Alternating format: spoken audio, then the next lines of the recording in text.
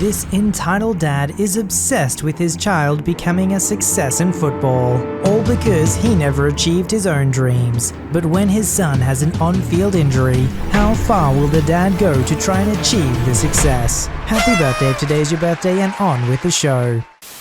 I went to the store that was walking distance to get some basics for breakfast that morning: eggs, milk, and so on. However, I also have some extra money for a box or two of Girl Scout cookies, as it was the season. So after I got the basics, I went and got myself a good old box of Thin Mints. Enter EK and EM. EK was a skinny lad of about average 7-year-old height. Mommy, I want cookies! EM then proceeds to sigh and assures the little crap that they will get them after they shop. The cashier proceeds to ring me up as soon as the EP gets in line. The mum is clearly annoyed that it's taking so long. Once I'm done, I, foolishly, stick around because I have a feeling crap's gonna go down. She proceeds to almost yeet her items at the poor guy while on the phone, and the kid is having a seizure and every other minute screaming cookies. That'll be, I have coupons! Literally anyone in the vicinity turned and looked at her with an annoyed look. Okay, that'll be something close to $100. EM pulls out a wad of cash and small stack of coupons. She shoves the coupons in the guy's face and pulls out 1 or 2 bills from the wad of cash. C then sorted out all the coupons, but then this is where crap hits the fan. Ma'am, these aren't valid. No, I checked all of these. They are all good, so just hurry up. No, some of these are almost a year overdue. OMG, stop lying and wasting my time and get on with it. C then shows her the dates and she gets all flustered. Before she can rant, C says, either you can pay for all of it, pay for what you can, or get out. EM huffs and puffs, but then pulls out a $40-something bottle of wine and some small items. SH starts mini rant about selfishness and single mothers and whatnot. I didn't stick around in fear of being roped in. I had what I wanted, my groceries, a Reddit story, and about to get some cookies. I try to get out as fast as I can, grab my cookies, and yeet on out of there. I buy my box, but they have caught up. I want green boxes. Well, hurry up then. GS and GSM were both startled by the rude behavior, and the little one was starting to tear up. The mother was about to slap the bee, but kept her composure. GSM, please leave my daughter alone and be patient, please. She's only 7. Whatever. Hurry up. GSM, master of self-control. Okay, that'll be this amount. What? That's so expensive. 2 things. 1, Fitch, where that money what at? 2, it was like $10 plus tax. Well, that's the price, so please leave if you cannot pay. Come on, Crapstain. We're going home without your treat because these 2 a-holes can't give a bit of charity to a single mother. Upon hearing that he was being denied his cookies, EK started throwing a category 5 tantrum on the ground, causing GS to cry as any reasonable young child would do when being screamed at. GSM hugged her daughter as EK continued to cry and wail. EM did nothing, rather letting her child cry while giving a dirty look to the GM and her mother like they had personally kicked her child in the shins. I decided that it was my time to vamoose before nope, too late. EM spots me looking and then sees my boxes. Ah crap, here we go again. Hey you! Internally, screw me. Externally, who, me? Obviously. Can you possibly spare some cookies for my precious angel? EK immediately stops wailing and runs up to me with a big old smile filled with cavity crowns.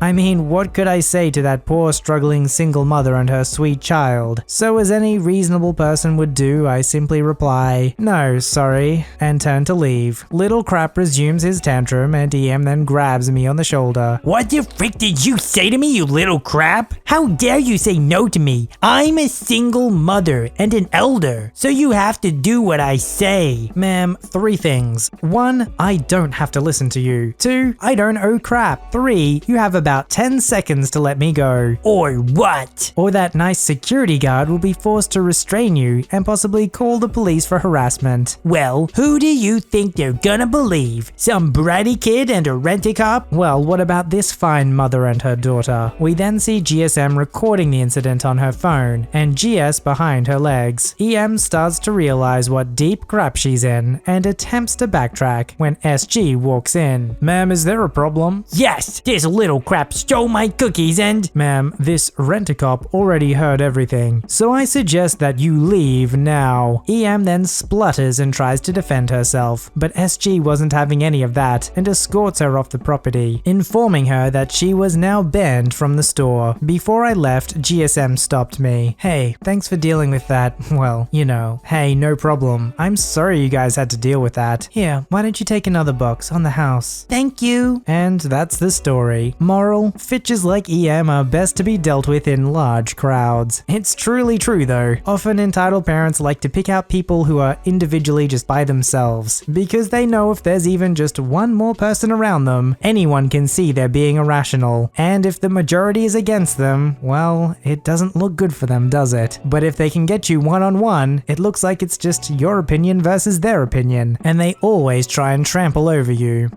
My mom sabotaged every childhood friendship I've ever had. She kept me as isolated as possible. She monopolized 100% of my time, and because she doesn't work, she was literally a ubiquitous presence throughout my childhood. My only escape was school. I spent every other second of my life with her. It was hell. I'd leave school, and it'd be like I'd get sucked into a vortex where only my mom and I existed. My mom liked it this way. My mom refused to give our contact info to other parents because I was unable to remember it myself, and she thought it would help me learn if it was my own fault that I couldn't see my friends. When I was a little older and actually could remember our info, she'd say no every time I asked to invite a friend over, until eventually those friends gave up asking. Whenever I was invited to a friend's house, she'd make me so late that I wouldn't be able to go anymore, or I'd ruin everyone else's plans. This devastated me. I hated being late. I hate ruining plans. I was distraught that people were mad at me. My mum would say it was my fault, and it led to me having massive anxiety anytime we had to go somewhere. Naturally, I stopped getting invited to things, and other parents learned to not like working with my mum. The very few times I did have a friend over, my mum would try and join us, or would make my friend so uncomfortable that they'd never want to come over again. She would either talk to my friend herself the entire time, almost as if she thought my friend was there to see her, or angrily stare at us until my friend was so weirded out that they asked to leave. Most of what she'd say to my friends would be embarrassing stories about me, or jokes that put me down. Sometimes she'd even whine about how I hadn't included her while my friends were over, and would lecture me about being rude.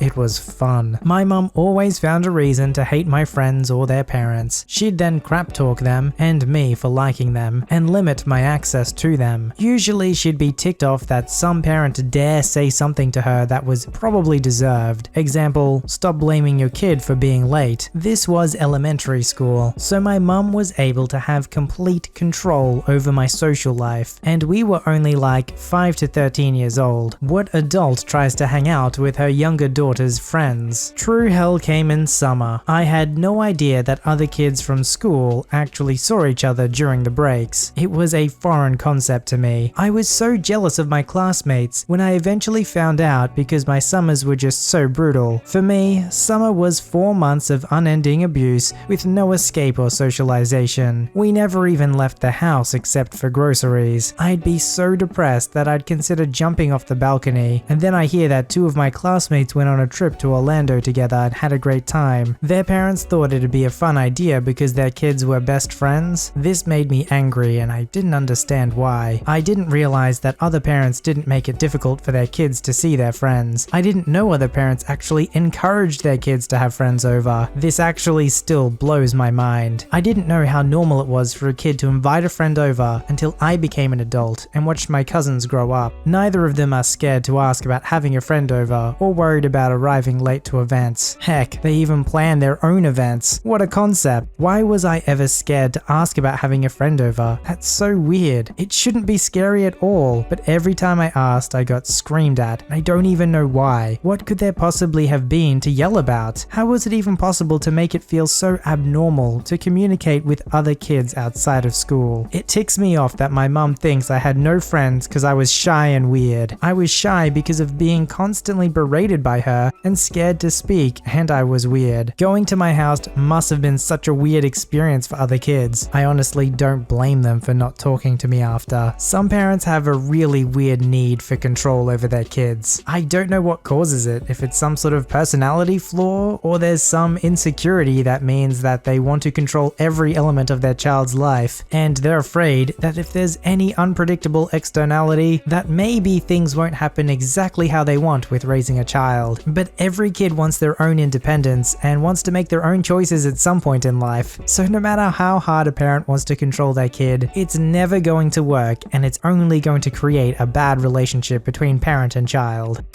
My father is so narcissistic and entitled that I could fill a whole book on stories about him. He based just about every aspect of his parenting on traditional masculinity, the good, and more often than not, the bad. He tried to mold me into as many traditional male roles as he could, hoping that something will stick. One of his attempts was to try and get me into American football. Now, I can give my dad credit for trying to at least get me into some sort of extracurricular activity, but the way he went about it made it seem like it was more for his sake instead of mine. My dad enrolled me into a youth football summer camp when I was around 8, the age minimum at the time. I was a little intimidated at first and didn't like being pushed around by the other kids. However, the coaches were encouraging and helped guide me through it so that I wouldn't be so afraid of being tackled. My dad came by to watch whenever he could and quickly established his role as the soccer dad, or in this case football dad, who'd scream and yell at everyone, including their own kid, if the game wasn't going in their favor. "That wasn't no foul, you son of a fitch! That kid can't kick for crap! My ex-wife makes better calls than that!" There were more than a few times where the coaches or someone working for the camp had to calm down my dad when he got too riled up. My dad had me take football after school, and in another year of summer camp, throughout that time, I'd gotten good at football, but I just didn't enjoy it. It was in large part due to my dad rubbing it in so much, but it was also because I just didn't like being so aggressive with the other kids. I was a strong kid, but I don't like being aggressive unless I felt I was in danger. I mostly wanted to do more mild-mannered activities, like reading books or playing board games. I'm currently studying literature in a community college. To my dad, the idea of a little boy not being a physically aggressive loose cannon was like seeing an alien from another planet. So despite my protests, he had me continue playing until one day I couldn't. The following summer, I was in the middle of a lively game when 3/4 of the way in, I fell and my foot was killing me. I tried getting up, but my foot hurt like crazy whenever I tried to walk on it. I tried going to the bench toward the coach and my dad followed me down. "OB, what are you doing? You're about to win!" "Dad, I think I twisted my ankle." "Nonsense, you can't twist an ankle. It's not like your foot can go backwards. Just walk it off." "Dad, it really hurts." "Sir, we'll take a look at your son's foot if you're concerned about injury." Dad, switching gears. Don't listen to him. He's just trying to get you out of it. To me. Get back out there and finish this game. "But Dad." No buts, except yours getting back out on the field. Go, go, go, go, go! Too tired and pained to protest, I went back out on the field, trying to keep weight off my hurt foot. Before long, I fell on that same foot, and this time, the pain shot from 0 to 100 in a nanosecond. I was on the field, crying and clutching onto my foot, while the coach called a timeout. I was taken aside and gasped in horror when they took off my shoe. My foot was bent to the left, the ankle side of it completely red-purple, and looking like the bone was about to pierce through the skin. The coaches called an ambulance, and I was taken into the hospital, where I was treated for a broken ankle. The whole time my dad kept saying things like, "How could this happen?" or "You were so close," basically blaming me for supposedly costing my team the win. I cried, both in pain from my ankle and for letting down my dad. Later, Dad begrudgingly told me that the doctors said I can't play any more football for the rest of the summer, so he signed me out of the program and never signed me up for another one since. I suppose that was one silver lining in this whole fiasco. I was never again forced to play a sport I hated. My dad ended up exploiting the perks of having a temporarily handicapped son, but that's another story. Moral of the story: just because you didn't fulfill your sports dream as a kid does not mean that your kid is obligated to fulfill it for you, especially if it risks their literal neck, or ankle in my case. I don't understand why it's so common for parents to try and re-fulfill their dreams through their children. Either they had some sort of former glory as a kid and now they want their kid to have the same thing because they can't do it anymore, or even worse, they never achieved that success, so it's like, well, this is my second chance to try and achieve it. But the thing is, it's not really your success, is it? Even if your child succeeds, that's your child's success, not yours. Do you know what a real success would be? If your child turns out to be a kind, generous, and giving person to others. That and taking care of their physical well-being means you did well as a parent. Any kind of extracurricular activity and success they achieve is purely on them. You can be there for moral support, but ultimately it's up to them if they want to pursue it or not. They're the one that'll have to put in the practice. They're the one that'll have to achieve it.